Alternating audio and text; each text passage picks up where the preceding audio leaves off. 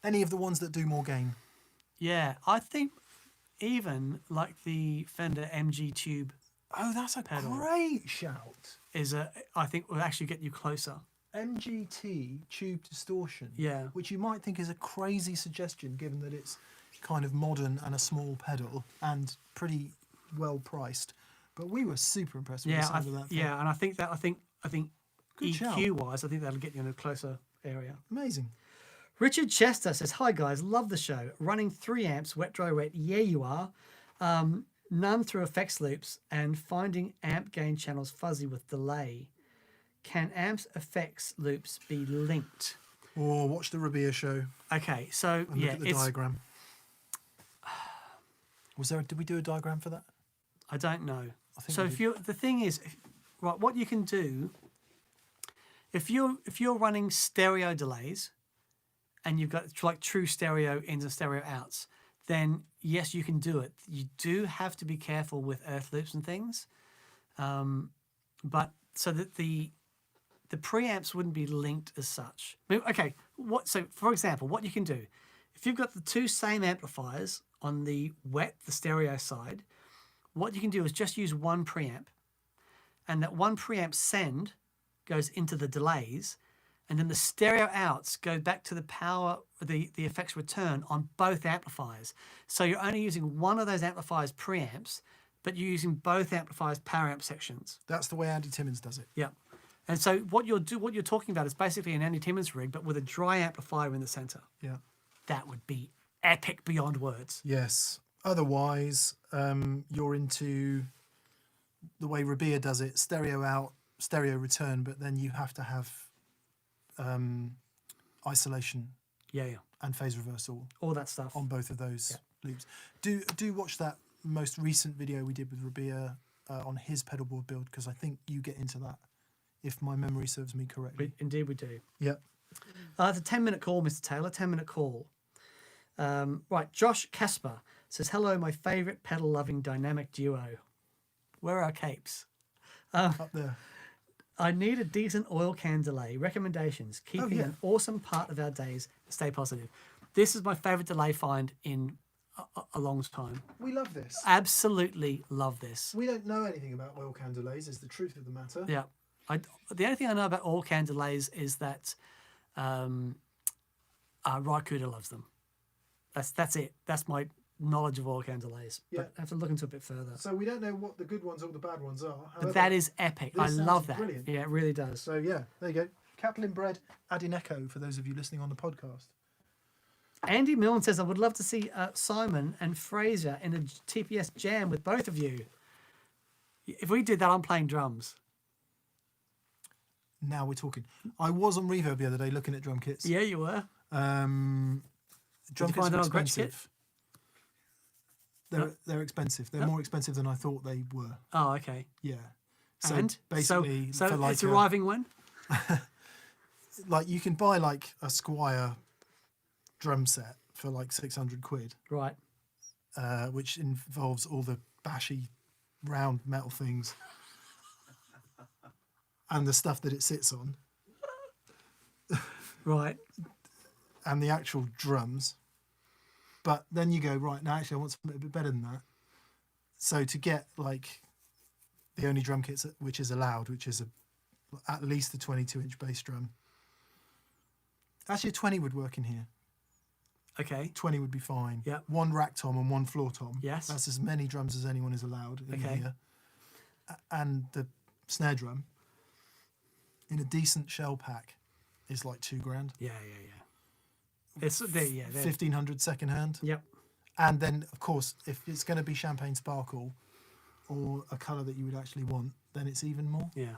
So if Yeah, anyone they're knows so anything about expensive. drums and wants to sell us a really nice Gretsch or Ludwig kit at a sensible price, we're in the game. Okay. Sonor, I'll also look at Sonor, but nothing else. Okay.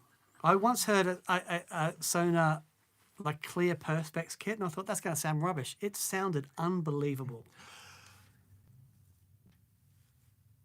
The guy I bought my car off Right. at the weekend, Yeah. his uncle was the Simmons drums guy. No. True story. Do, do, do, do, do, Yeah, yeah, do, yeah. do. Awesome. Yeah, yeah. Crazy. That's what got me thinking about drums. Right, wow. Anyway, so nice kit we need. Sonner, Ludwig, or Gretsch, preferably vintage looking. Don't want anything modern. No. Old Tama kits are the Tama Star Classic, I think they are. That's the one Dougie's got that. And also, Sounds amazing. yeah. I just don't like the logo. It's horrible. It's Well, like just, no, dude. it's you like take a that off and take that. italicized block font. So you take that off, right? Yeah, and you and take the stick a bottom. Ludwig one on there. And you take the bottom of the toms off, and just had like concert toms. Yeah, man. And some octobars on the side. Yeah, so as I was saying, Ludwig, Gretsch, or Sonner. Yeah, okay. Yeah. Done. Love it. No drum workshop, no Yamaha, no Tama, no Pearl. You know, one of the best drum Unless kits. there's a Pearl one with like a really vintage logo, which there might be. I was at a music, like a music show thing. It was like a big music expo thing, and I met. I was Chatsmith. playing. Chatsmith. I was playing with Max Sharam at the Oh, not time, Hakeem. and we were going on after this drum tech, and I was Abel still, Borel and I was Jr. no, I was still there with Meatloaf, right? Chatting with Meatloaf. He was the nicest, one of the nicest guys ever. Just an absolute sweetheart. Is he short? Not particularly. Oh, right. But so anyway, this guy was doing this clinic, and he was a LA drum session dude. Yeah, and Josh he had these PV drums that looked like cotton spools. They sort of went out, went in, and then went out, and it was the weirdest looking things. Far out, man. I've never seen them. I never saw them before or since. And there was no. I think the thing about them, there was no screw into the wood. Right. The shells are all free floating. Yeah. That's a thing, isn't it? It was the most astonishing sounding drum kit, apparently, but they were PV. But this guy was using them for all of his LA sessions. He was playing for Mariah Carey and all these guys. He did like a 10-minute drum solo on just a hi-hat. He was awesome. But yeah, I've not seen them before or since. They're incredible sounding things. Yeah, I haven't seen it. I remember the ones that sort of do the big, sort of fluty. The bell horn, yeah, shape at the right, end, yeah, those yeah. things. Okay. I think they reissued those, didn't they? Anyway, yeah, cheap drum kit if you want to sell it. No, a nice drum kit for a cheap price. We're in the market. Cool. Yeah. So if the product manager of Ludwig or Gretsch is watching, that would be great. Yeah. Christopher Meekin says, recommendation to get more headroom out of my 65 Deluxe Reverb. Thanks as always for your great advice. It's tough. This. It's really tough. Don't use the reverb channel, That's a good shout. which might negate having the 65 Deluxe Reverb, because the reverb channel, obviously you've got another valve and all of that. Try a 5751 preamp tube in V1. Yep. Also in the phase inverter. And what about the speaker? What's the standard speaker in that? Is it a Jensen? It depends which one you've gone for. Some have a Jensen Alnico and some have, I don't know, some other fairly low power speaker. So you could try a more, are you galloping towards a more efficient speaker? Yes, indeed. Such as? Well, it depends. I mean, you could put a Alnico Blue in that and it'd be louder. Yeah. But you could put an EV in that thing. Yes. It'd be heavy, but If it man, would fit. I reckon that'd sound killer actually. If it would fit, because I don't know, some of the Fender amps, Yes, because they're of not very course. deep front to back, Right. or indeed tall, it might be that the power tubes hang down too far to, because the back of an EV is Yeah. massive. Yeah, sure. So you'd need to check. But yeah, more efficient speaker. Check what the one that you've got in there is rated at. It's probably 97, 98 dB. If you find one that's 100 or 101, and there are various options from WGS, from, I would also check out, what's the company I'm thinking of? Warehouse. Oh, Eminence. Eminence. Yes. Check out Eminence. Do some great American sounding speakers. I wonder what one of the new crescendo reissues would sound like in that. One of the new Fane crescendos. Are they doing that?